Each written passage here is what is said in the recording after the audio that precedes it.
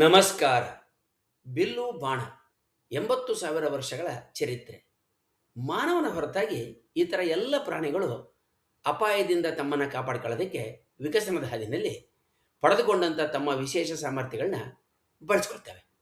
ಬಹುತೇಕ ಪ್ರಾಣಿ ಮತ್ತು ಪಕ್ಷಿಗಳು ತಮ್ಮ ದೇಹದ ಅಂಗಾಂಗಗಳಾದಂತಹ ಕೊಂಬು, ಉಗುರು, ಹಲ್ಲು, ಕೋರೆ, ಮುಳ್ಳು, ನಾಲಿಗೆ, ಹಾಗೆಯೇ ಕೆಲವು ಸಲ ವಿಷದ ಕೊಂಡಿ ಮತ್ತು ಹಲ್ಲುಗಳನ್ನು ಬಳಸಿಕೊಂಡು ಪೈಪೋಟಿ ಜಗತ್ತಿನಲ್ಲಿ ಅಳಿಯದೆ ಉಳಿದು ಬದುಕೋದನ್ನು ರೂಪಿಸ್ಕೊಂಡಿದ್ದಾವೆ.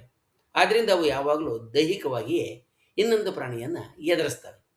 ಚಿಂಪಾಂಜಿ, ಗೊರಿಲ್ಲದಂತಹ ಮಾನವ ಸಮೀಪದ ಪ್ರಾಣಿಗಳು ಕೆಲವು ಸಲ ಕಲ್ಲು ಕಟ್ಟಿಗೆಗಳನ್ನು ಎದುರಾಳಿಗಳ ಮೇಲೆ ಎಸಿತವೆ.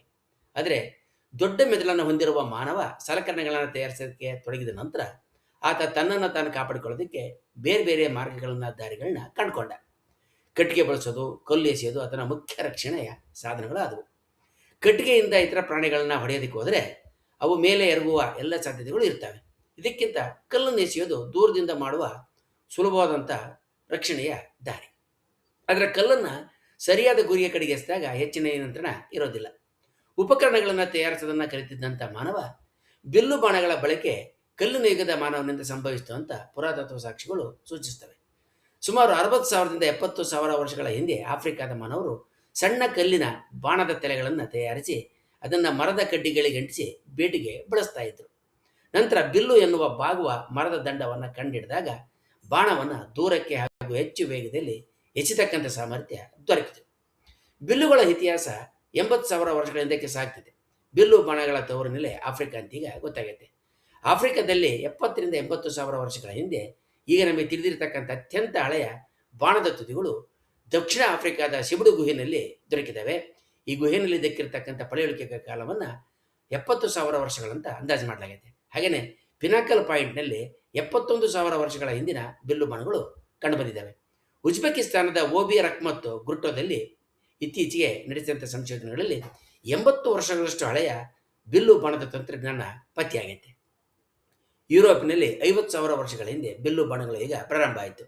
ಫ್ರಾನ್ಸ್ನ ಗ್ರೊಟೆ ಮ್ಯಾಂಡ್ರಿಡ್ನಲ್ಲಿ ಕಂಡುಬಂದಂಥ ಬಿಲ್ಲು ಬಾಣ ತಂತ್ರಜ್ಞಾನದ ಪುರಾವೆಗಳು ಆರಂಭಿಕ ಆಧುನಿಕ ಮಾನವರು ಈಟಿಗಳಿಗಿಂತ ಚಿಕ್ಕದಾದಂಥ ಸ್ಫೋಟ ಬಾಣಗಳನ್ನು ಬಳಸ್ತಾ ಇದ್ರು ಅನ್ನೋದಕ್ಕೆ ಪುರಾವೆಯಾಗೈತೆ. ಏಷ್ಯಾದಲ್ಲಿ 48,000 ವರ್ಷಗಳ ಹಿಂದೆ ಬಿಲ್ಲು ಬಾಣಗಳ ಕುರುಹುಗಳು ದಕ್ಕಿದ್ದಾವೆ.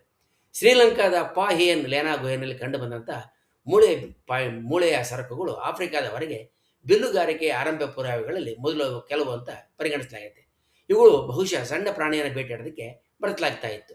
ಅತ್ಯಂತ ಹಳೆಯ ಉಳಿದಿರ್ತಕ್ಕಂಥ ಬಿಲ್ಲು ಸುಮಾರು ಅಂದಾಜು 9ರಿಂದ 10,000 ವರ್ಷಗಳ ಹಿಂದಕ್ಕೆ ಸಾಗುತ್ತೆ. ಹೋಲ್ಮೆಗಾರ್ಡ್ ಬಿಲ್ಲುಗಳು ಅಂತ ಈ ಬಿಲ್ಲುಗಳನ್ನ ಕರೀತಾರೆ. ಇವು ಅತ್ಯಂತ ಹಳೆಯದಾದಂಥ ಸುಸ್ಥಿತಿಯಲ್ಲಿದ್ದಕ್ಕಿರ್ತಕ್ಕಂಥ ಬಿಲ್ಲುಗಳು. ಇವು ಡೆನ್ಮಾರ್ಕ್ನಲ್ಲಿ ಸಿಕ್ಕಿದ್ದಾವೆ. ನವಶಿಲಾಯುಗದ ಪುರಾವೆಗಳು ಅಂದರೆ ಹೊಸ ಕಲ್ಲಿನ ಯುಗದ ಪುರಾವೆಗಳು ಅಂದರೆ ಸಾಮಾನ್ಯ ಶಕೆಯ ಪೂರ್ವ 6ರಿಂದ 6,000 ವರ್ಷಗಳ ಹಿಂದೆ ದಕ್ಕಿದ್ದಾವೆ. ಇತ್ತೀಚಿನ ಅಧ್ಯಯನಗಳು ಐಬೇರಿಯನ್ ಪರ್ಯಾಯ ದ್ವೀಪದ ಆರಂಭಿಕ ಬಿಲ್ಲುಗಾರಿಕೆಯ ಉಪಕರಣಗಳಿಗೆ ಹೊಸ ರೇಡಿಯೋ ಕಾರ್ಬನ್ ದಿನಾಂಕಗಳನ್ನ ನಿಗದಿ ಮಾಡಿದ್ದಾವೆ. ಬಿಲ್ಲು ಬಾಣ ಮಾನವ ಇತಿಹಾಸದಲ್ಲಿನ ಅತ್ಯಂತ ಹಳೆಯ ದೂರ ಪ್ರಹಾರದ ಆಯುಧಗಳಲ್ಲಿ ಒಂದು. ಬಾಗುವ ಮರ, ಕೊಂಬು ಅಥವಾ ಲೋಹದಿಂದ ತಯಾರಿಸಿದಂಥ ಬಿಲ್ಲಿನ ಪಟ್ಟಿಗೆ ದಂಡಕ್ಕೆ ಹುರಿಯನ್ನು ಕಟ್ಟಿ ಅದರಿಂದ ಬಾಣವನ್ನು ದೂರಕ್ಕೆ ಹಾಗೆ ವೇಗವಾಗಿ ಎಸೆಯುವ ವಿಧಾನವೇ ಇದರ ಮೂಲ ತಂತ್ರ.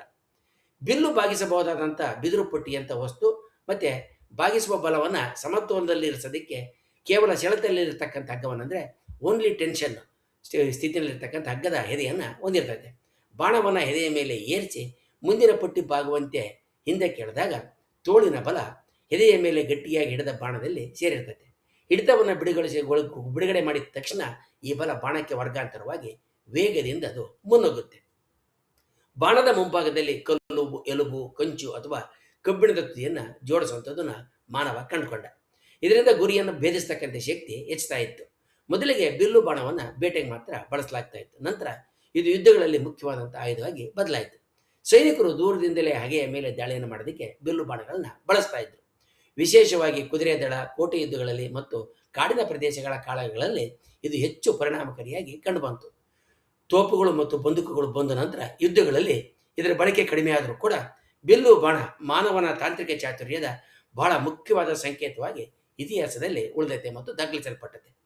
ಬಿಲ್ಲು ಬಾಣದ ಆವಿಷ್ಕಾರಕ್ಕೆ ಮೊದಲು ಮಾನವ ಈಟಿ ಅಥವಾ ಕಲ್ಲುಗಳನ್ನು ಅವಲಂಬಿಸಿದ್ದ. ಇದರಿಂದ ಪ್ರಾಣಿಯ ಹತ್ತಿರ ಹೋಗಿ ಬೇಟೆಯಾಡೋದು ಬಹಳ ಅಪಾಯಕಾರಿಯಾಗಿತ್ತು. ಬಿಲ್ಲು ಬಾಣ ಬಂದ ತಕ್ಷಣ ದೂರದಿಂದಲೇ ಮಾನವ ಪ್ರಾಣಿಯನ್ನು ಬೇಟೆಯಾಡ್ತಕ್ಕಂಥ ದಕ್ಷತೆ ದಕ್ತು. ಅದರಿಂದಲೇ ಪ್ರಾಣಿಗಳನ್ನು ದೂರದಿಂದ ಹೊಡಿತಕ್ಕಂಥ ಸಾಮರ್ಥ್ಯ ಬಂತು. ಆದ್ದರಿಂದ ಬೇಟೆ ಆಡಬೇಕಾದ್ರೆ ಉಂಟಾಗ್ತಾ ಇದ್ದಂಥ ಸಾವು ನೋವುಗಳು ಕಮ್ಮಿ ಆದವು. ಬಿಲ್ಲು ಬಾಣಗಳ ಆವಿಷ್ಕಾರ ಮಾನವನಿಗೆ ಅತ್ಯಂತ ವೇಗವಾಗಿ ಚಲಿಸುವ ಪ್ರಾಣಿಗಳನ್ನು, ಉದಾಹರಣೆಗೆ ಜಿಂಕೆ, ಪಕ್ಷಿಗಳನ್ನು ಸುಲಭವಾಗಿ ಹೊಡೆದು ಉರುಳಿಸೋದಕ್ಕೆ ನೆರವಾಯಿತು ಮತ್ತು ಬೇಟೆಯಾಡೋದಕ್ಕೆ ದೊಡ್ಡ ಬದಲಾವಣೆಯನ್ನು ತಂತು. ಆಫ್ರಿಕಾದಲ್ಲಿ ಮೊದಲು ಕಾಣಿಸಿಕೊಂಡಂಥ ಬಿಲ್ಲು ಬಾಣ ತಂತ್ರಜ್ಞಾನ ನಂತರ ಮಾನವನ ವಲಸೆಯ ಜೊತೆಗೆ ಜಗತ್ತಿನ ಅನೇಕ ಖಂಡಗಳಿಗೆ ಹರಡಿತು. ಈ ಸಾಧನ ಕೇವಲ ಬೇಟೆಯ ಉಪಕರಣವಾಗಿ ಉಳಿದೆ ವಿವಿಧ ಸಮಾಜಗಳ ಯುದ್ಧ ತಂತ್ರ ಮತ್ತು ರಾಜ್ಯ ವ್ಯವಸ್ಥೆ, ಸಾಮಾಜಿಕ ಸ್ಥಾನಮಾನ ಹಾಗೆಯೇ ಸಂಸ್ಕೃತಿಯ ಭಾಗವಾಗಿಯೂ ಕೂಡ ಬೆಳೀತು. ಮಾನವ ಇತಿಹಾಸದಲ್ಲಿ ದೀರ್ಘಕಾಲ ಅತ್ಯಂತ ಪರಿಣಾಮಕಾರಿ ದೂರ ಪ್ರಹಾರ ಸಾಧನವಾಗಿ ಬಿಲ್ಲು ಬಾಣ ತನ್ನ ಸ್ಥಾನವನ್ನು ಕಾಯ್ದುಕೊಂಡಿತ್ತು. ಬಿಲ್ಲು ಬಾಣದ ಬಳಕೆ ಬುಡಕಟ್ಟುಗಳ ಸಂಘಟನೆ ಮತ್ತು ವಸಾಹತುಗಳ ನಿರ್ಮಾಣದ ಮೇಲೆ ಪ್ರಭಾವವನ್ನು ಬೀರಿತು. ಸ್ಥಿರವಾದ ಆಹಾರ ಪೂರೈಕೆಯಿಂದಾಗಿ ಜನಸಂಖ್ಯೆ ಹೆಚ್ಚಾಯಿತು ಮತ್ತು ಸಣ್ಣ ಸಣ್ಣ ಗುಂಪುಗಳು ದೊಡ್ಡ ಬುಡಕಟ್ಟುಗಳಾಗಿ ಪರಿವರ್ತನೆಗೊಂಡವು. ಪ್ರತಿಯೊಂದು ನಾಗರಿಕತೆಯ ಸಂಸ್ಕೃತಿಯು ಕೂಡ ತನ್ನದೇ ಆದಂಥ ವಿಶಿಷ್ಟವಾದ ಬಿಲ್ಲು ಬಾಣಗಳನ್ನು ಅಭಿವೃದ್ಧಿಪಡಿಸಿಕೊಂಡಿತು. ಇಂಗ್ಲೀಷರು ಲಾಂಗ್ ಬೋ, ಮಂಗೋಲಿಯನರು ಕಂಪೋಸಿಟ್ ಬೋ ಮತ್ತು ಭಾರತೀಯರು ಬಿದಿರಿನ ಬಿಲ್ಲುಗಳನ್ನು ಅಳವಡಿಸಿಕೊಂಡರು. ಬಿಲ್ಲು ಬಾಣ ಮೊದಲು ಆಫ್ರಿಕಾದಲ್ಲಿ ಉಪಜ್ಞೆಗೊಂಡು ಅಲ್ಲಿಂದ ಆಗ್ನೇಯ ಏಷ್ಯಾ ಮತ್ತು ನಂತರ ಯುರೋಪ್ ಪ್ರದೇಶಗಳಿಗೆ ಬಿಲ್ಲು ಬಾಣ ತಂತ್ರಜ್ಞಾನ ಹರಡಿರುವುದನ್ನು ಪುರಾತತ್ವ ಸಾಕ್ಷ್ಯಗಳು ಸೂಚಿಸಿದವು.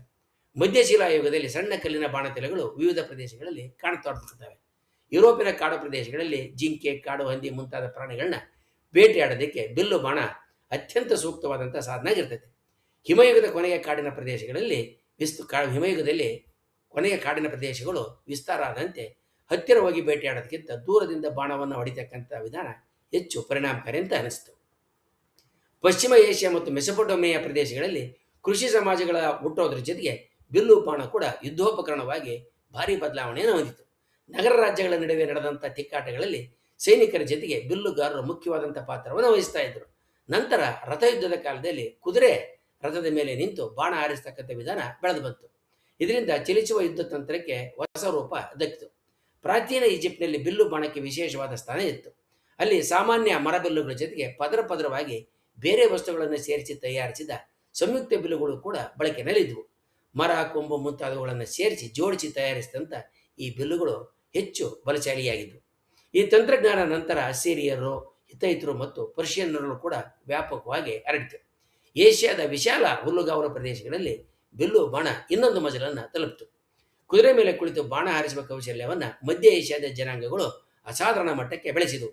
ನಂತರ ಜಂಗೀಸ್ ಖಾನ್ ಮುಂದಾಳತ್ವದ ಮಂಗೋಲಿಯ ಸೇನೆಗಳು ಸಂಯುಕ್ತ ಬಿಲ್ಲು ಬಾಣಗಳನ್ನು ಬಳಸಿ ದೂರದ ಸಾಮ್ರಾಜ್ಯಗಳನ್ನು ಜಯಿಸಿದವು. ಅವರ ಬಿಲ್ಲುಗಳು ಚಿಕ್ಕದಾಗಿದ್ದರೂ ಕೂಡ ಅತ್ಯಂತ ಬಲಿಷ್ಠವಾಗಿದ್ದವು. ಕುದುರೆ ಮೇಲೇನೆ ಹತ್ತಿ ಚಲಿಸ್ತಾ ವೇಗವಾಗಿ ಬಾಣ ಹಾರಿಸೋದಕ್ಕೆ ಅವು ಸೂಕ್ತವಾಗಿದ್ದವು. ಬಿಲ್ಲುಗಾರರಿಂದ ತಪ್ಪಿಸಿಕೊಳ್ಳೋದಕ್ಕೆ, ಕಾಪಾಡಿಕೊಳ್ಳೋದಕ್ಕೆ ಕೋಟೆಗಳ ವಿನ್ಯಾಸಗಳಲ್ಲಿ ಬದಲಾವಣೆಗಳನ್ನು ಮಾಡಲಾಯಿತು. ಕೋಟೆಗಳ ಗೋಡೆಗಳಲ್ಲಿ ಬಾಣದ ಗೂಡುಗಳು, ಸಣ್ಣ ಕಿಟಕಿಗಳು ಕೂಡ ಕಟ್ಟಲ್ಪಟ್ಟವು. ಚೀನಾದಲ್ಲಿ ಬಿಲ್ಲಿನ ಬೆಳವಣಿಗೆಯ ಜೊತೆಗೆ ಕ್ರಾಸ್ಬೋ ಅಂತಕ್ಕಂಥ ಒಂದು ಹೊಸ ರೂಪ ಕೂಡ ಕಾಣಿಸಿಕೊಂಡಿತು. ಇದು ಯಾಂತ್ರಿಕವಾಗಿ ತಂತಿಯನ್ನು ಎಳೆದು ಹಿಡಿತಕ್ಕಂಥ ಒಂದು ವ್ಯವಸ್ಥೆ ಹೊಂದಿದ್ದರಿಂದ ಕಡಿಮೆ ಶಕ್ತಿಯವರು ಕೂಡ ಹೆಚ್ಚಿನ ಬಲದಿಂದ ಬಾಣವನ್ನು ಹೂಡಿ ಹೊಡೆಯಬಹುದಾಗಿತ್ತು. ಚೀನಿ ಸೇನೆಗಳಲ್ಲಿ ಇದು ಬಹಳ ಪರಿಣಾಮಕಾರಿ ಆಯುಧವಾಗಿ ಕಂಡುಬಂತು. ಯುರೋಪಿನ ಮಧ್ಯಯುಗದಲ್ಲಿ ಉದ್ದ ಬಿಲ್ಲು ಅಂದರೆ ಲಾಂಗ್ ಬೋ ಪ್ರಸಿದ್ಧಿಯನ್ನು ಪಡಿತು. ವಿಶೇಷವಾಗಿ ಬ್ಯಾಟಲ್ ಆಫ್ ಅಗೆನ್ಕೋರ್ಟ್ನಲ್ಲಿ ಇಂಗ್ಲೀಷರು ಉದ್ದ ಬಿಲ್ಲುಗಳನ್ನು ಬಳಸಿ ಭಾರಿ ಗೆಲುವನ್ನು ಪಡೆದರು. ದೂರದಿಂದ ನಿರಂತರವಾಗಿ ಬಾಣದ ಮಳೆಯನ್ನು ಎರಿತಕ್ಕಂಥ ಸಾಮರ್ಥ್ಯ ಯುದ್ಧದ ಫಲಿತಾಂಶವನ್ನು ಬದಲು ಮಾಡಿತು. ಭಾರತದಲ್ಲಿಯೂ ಕೂಡ ಬಿಲ್ಲು ಬಾಣಕ್ಕೆ ದೀರ್ಘವಾದ ಪರಂಪರೆ ಐತೆ. ವೇದ ಕಾಲದಿಂದಲೇ ಧನುರ್ವಿದ್ಯೆ ಯುದ್ಧಕಲೆ ಅಂತ ಪರಿಗಣಿಸಲ್ಪಟ್ಟಿತ್ತು. ರಾಮಾಯಣ ಮತ್ತು ಮಹಾಭಾರತ ಮಹಾಕಾವ್ಯಗಳಲ್ಲಿ ಧನುರ್ವಿದ್ಯೆಗೆ ಅಪಾರ ಮಹತ್ವವನ್ನು ನೀಡಲಾಗಿದೆ. ರಾಜವಂಶಗಳ ಸೇನೆಗಳಲ್ಲಿ ವಿಶೇಷ ಬಿಲ್ಲುಗಾರರ ದಳಗಳಿದ್ದವು. ನಂತರ ಉದ್ದವಾದ ಬಿಲ್ಲುಗಳು, ಲೋಹದ ಬಾಣತಲೆಗಳು ಮತ್ತು ವಿವಿಧ ಬಗೆಯ ಬಾಣಗಳು, ಬಿಲ್ಲುಗಳು ಕೂಡ ಬಳಕೆಗೆ ಬಂದವು. ಆದರೆ ಗನ್ಪುಡಿ, ಸಿಡಿಮದ್ದು ಆಧಾರಿತ ಶಸ್ತ್ರಾಸ್ತ್ರಗಳು ಬರೋದ್ರ ಜೊತೆಗೆ ಬಿಲ್ಲು ಬಾಣ ಸೈನಿಕ ಪ್ರಾಮುಖ್ಯತೆ ಕ್ರಮೇಣ ಕಡಿಮೆ ಆಗ್ತಾ ಹೋಯಿತು. ಆದರೂ ಕೂಡ ಬೇಟೆ, ಆಚರಣೆ, ಆಟಗಳು ಮತ್ತು ಸಂಸ್ಕೃತಿಯಲ್ಲಿ ಇದರ ಸ್ಥಾನ ಗಟ್ಟಿಯಾಗಿ ಉಳ್ಕೊಂಡಿತು. ಇಂದಿಗೂ ಕೂಡ ಜಗತ್ತಿನ ಅನೇಕ ಸಮಾಜಗಳಲ್ಲಿ ಬಿಲ್ಲು ಬಾಣ ಪಾರಂಪರಿಕ ಕಲೆ ಹಾಗೂ ಕ್ರೀಡೆಯಾಗಿ ಜೀವಂತವಾಗಿ ಉಳ್ಕೊಂಡತೆ. ಹೀಗಾಗಿ ಆಫ್ರಿಕಾದಲ್ಲಿ ಹುಟ್ಟಿದ ಒಂದು ಸರಳ ಬೇಟೆ ಸಾಧನ ಸಾವಿರಾರು ವರ್ಷಗಳ ಕಾಲ ಮಾನವನ ನಾಗರಿಕತೆಯ ಯುದ್ಧ, ವಲಸೆ, ಸಾಮ್ರಾಜ್ಯ ನಿರ್ಮಾಣ, ಸಂಸ್ಕೃತಿಯ ಅವಿಭಾಜ್ಯ ಅಂಗವಾಗಿ ಬೆಳೀತು. ಬಿಲ್ಲು ಬಾಣದ ಇತಿಹಾಸ ಅಂತ ಹೇಳಿದರೆ ಮಾನವನ ತಾಂತ್ರಿಕ ವಿಕಾಸನದ ದೀರ್ಘ ಪಯಣದ ಜೀವಂತ ದಾಖಲೆ ಅಂತ ಹೇಳ್ಬೋದು. ಬಿಲ್ಲು ಮತ್ತು ಬಾಣದ ಸಂಶೋಧನೆ ಮಾನವ ವಿಕಾಸದ ಇತಿಹಾಸದಲ್ಲಿ ಒಂದು ಕ್ರಾಂತಿಕಾರಿ ಘಟ್ಟ. ಇದು ಕೇವಲ ಒಂದು ಆಯುಧ ಆಗಿರದೆ ಮಾನವನ ಬೌದ್ಧಿಕ ಮತ್ತು ತಾಂತ್ರಿಕ ಪ್ರಗತಿಯ ಸಂಕೇತ. ಮುಂದಿನ ವಿಡಿಯೋದಲ್ಲಿ ನಾವು ಹೇಗೆ ಮಾನವ ವಿಕಸನದ ಹಾದಿಯಲ್ಲಿ ರೂಪಿಸಿಕೊಳ್ತಕ್ಕಂಥ ಕೆಲವು ತಂತ್ರಗಳು ಮುಂದಿನ ದಿನಗಳಲ್ಲಿ, ಮುಂದಿನ ಕಾಲಘಟ್ಟದಲ್ಲಿ ಇಡೀ ಸಂಸ್ಕೃತಿ ಮತ್ತು ನಾಗರಿಕತೆಯನ್ನು ಬದಲಾಯಿಸುವುದನ್ನು ತಿಳ್ಕೊಳ್ಳೋಣ. ಹಾಗೆಯೇ ವಿವಿಧ ಬಗೆಯ ಬಿಲ್ಲುಗಳು ಮತ್ತು ಅವುಗಳ ದಕ್ಷತೆ ಮತ್ತು ಸಾಮರ್ಥ್ಯದ ಬಗ್ಗೆ ಕೂಡ ಹೆಚ್ಚಿನ ತಿಳುವಳಿಕೆಯನ್ನು ಪಡೆಯೋಣ. ವಂದನೆಗಳೊಂದಿಗೆ.